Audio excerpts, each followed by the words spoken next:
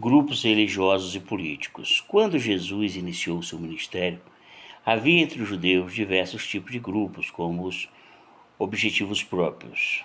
A estrutura política e religiosa dos judeus havia se tornado muito rígida como uma forma de proteger as ameaças externas.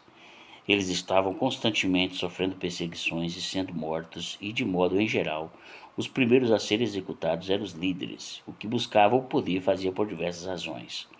Mas alguns outros judeus agarravam-se obstinadamente à sua posição política por desejarem com sinceridade prestar benefícios ao povo. Para os judeus, o grande problema de Jesus era ser ele diferente. Se ele tivesse sido dentro dos padrões, poderia ter sido aceito entre eles, como podia ser enviado por Deus se não se identificava com as causas por que lutavam. Ele tinha pagado um preço muito menos elevado para conseguir a posição que agora detinham e não iria largar a mão dela para seguir outro qualquer. Jesus não trouxera credenciais válidas, não se encaixava em nenhum dos grupinhos já existentes e, sem uma identidade pré-estabelecida, ele contava com poucas chances de conquistar aquela que já se achava comprometida com uma outra ideia. Os zelotes. Alguns grupos religiosos achavam-se muito seguros de suas teses e se dispunham a matar e a morrer por elas. Um desses grupos era o dos zelotes. Este nome se deriva do termo hebraico que significa zelo. Eles se recusavam terminantemente a aceitar as culturas estrangeiras que se encontravam no controle político da nação e maculavam sua religião. E esses homens estavam sempre dispostos a arriscar a vida para servir ao Eterno. No decorrer da história, o termo zelote tem sido empregado com dois sentidos: para designar um partido político ou para identificar a atitude de um indivíduo com ideia semelhante, pertencendo ou não ao grupo. O Partido dos Zelotes ganhou proeminência no dia de Nosso Senhor Jesus Cristo.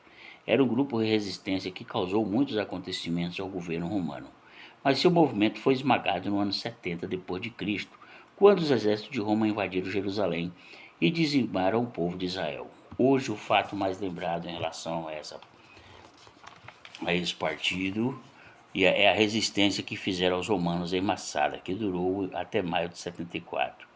Apesar de sua derrota à frente ao Império, tempos depois ainda existiam pequenos grupos remanescentes.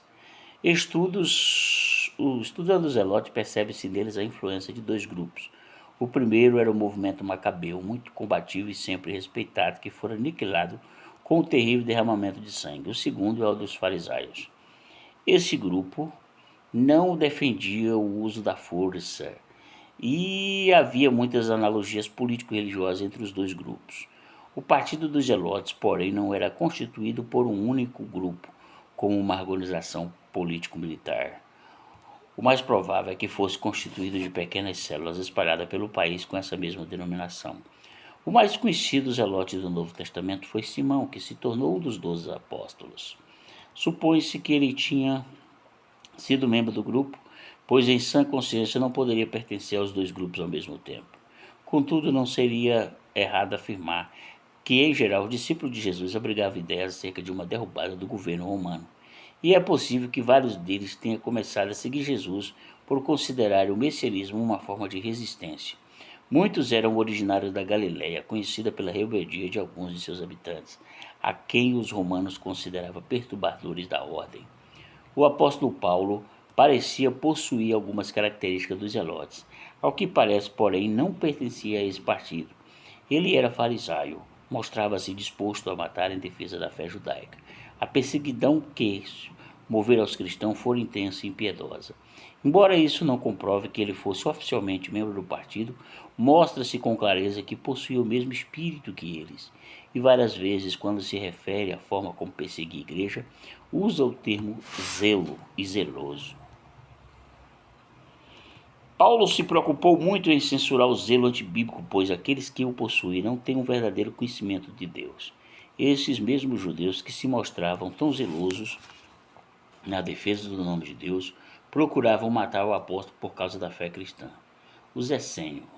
Eles nutriam a mesma hostilidade demonstrada pelos zelotes contra a duratação da religião, sendo puristas que ansiavam por voltar ao passado. Embora possuísse um espírito semelhante aos dos zelotes, divergiam drasticamente deles em relação ao método de ação. Acreditava que a melhor maneira de se libertarem de uma cultura gentia opressora era a reclusão, o afastamento da sociedade e não o confronto violento. Esse grupo não é mencionado abertamente na Bíblia, mas nota-se a influência deles em personagem bíblico, como por exemplo João Batista. Os essênios não aceitavam forasteiros com facilidade. Se alguém quisesse juntar-se a eles, seria submetido a uma observação atenta durante um tempo considerado. E assim era dar o dinheiro para o grupo. Tinha que prometer amar todos os membros da comunidade e odiar-se os que não faziam parte dela. Se não suportasse os rigores desta existência tão cheia de preceitos, seriam expulsos sem amigos e sem receber nenhuma indenização. O grupo de essênios localizados em Qumran durou mais de 200 anos, permanecendo intacto todo esse tempo. Foram iniciados cerca de ano 200 a.C. e existiu até o dia de nosso Senhor Jesus Cristo. Houve uma outra comunidade essênia, mas essa foi a que ficou melhor documentada. Movimentos messiânicos. Jesus não foi o primeiro nem o último homem a afirmar que era o Mashiach. Os judeus aguardavam ansiosamente o libertador que restauraria a nação dos dias de glória vivido quando os reinados de Davi e Salomão. Desde então já se faziam passado 1000 anos e eles tinham enfrentado divisões, exílios e ocupações.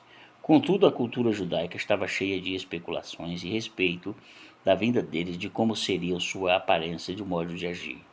A vinda do Messias foi um tema constante no ministério de Yeshua, e ela não apenas foi importante para ele, mas também teve importância vital para aqueles com quem ele teve contato. Quando André foi procurar o seu irmão Pedro, a primeira coisa que lhe disse foi: achamos o Mashiach.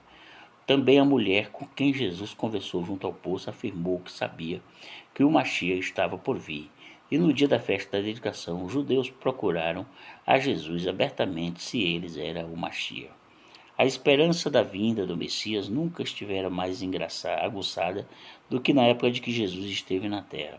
E houve pelo menos uma ocasião em que os povos que agarrá-lo a fosse coroá-lo Mashiach. Mas ele não permitiu. E surgiram muitos que se diziam profetas e se declaravam um Mashiach, quando sempre atraindo os numerosos seguidores. Qualquer um que prometesse a libertação de Israel logo era considerado um Mashiach. Existe registro histórico de alguns dos primeiros falsos messias. Um deles foi Teudas, que conseguiu arrebanhar muitos seguidores e chamou os que o acompanhassem ao Jordão, onde abria as águas do rio, como Josué o fizera. O Jordão não se abriu e seus seguidores o abandonaram. Houve também um egípcio que se alegou ser o Messias e que convocou uma reunião das oliveiras. Ele dissera a todos os que ele vendiam veriam as muralhas de Jerusalém desabar sob a ordem, mas elas não ruíram. Talvez seja o mesmo que Lucas mencionou em Atos 21:38, afirmando que os seguidores dele eram um número de 4.000. Mas o historiador José afirma que alcançou a cifra de 30.000 pessoas. Mesmo nos últimos dias de Jerusalém, quando os soldados romanos estavam prestes a incendiar o templo, havia ali outro profeta que reuniu 6.000 pessoas em torno de si. Aquele movimento, eles ainda aguardavam que do céu viesse a libertação total. Quando Jesus entrou em cena, sua afirmação de que era o Messias não era novidade nem um conceito absurdo. A hora era aquela. Todos estavam na expectativa desse acontecimento. O Senhor se achava-se ciente dessa disposição mental do povo e por isso advertiu a seus discípulos a respeito dos falsos messias que surgiriam. Hassidim não era um partido, mas uma postura que alguns saduceus tinham assumido alguns séculos antes de Cristo. Eles tinham convicções firmes sobre a observância da lei, mas com relação à luta pela libertação opunham-se ao derramamento de sangue. Embora não sejam mencionados no relato bíblico, pode-se sentir sua influência ali pela defesa de não violência adotada pelos fariseus e essênios. O Hassidim, que significa o devoto, observava as tradições e a qualquer custo. Durante o período dos Macabeus, houve cerca de 1.000 deles que foram mortos pelos sírios sem oferecer resistência, porque deviam ter fugido de sua cidade, mas recusaram-se a isso para não ser por ser um dia do Shabá.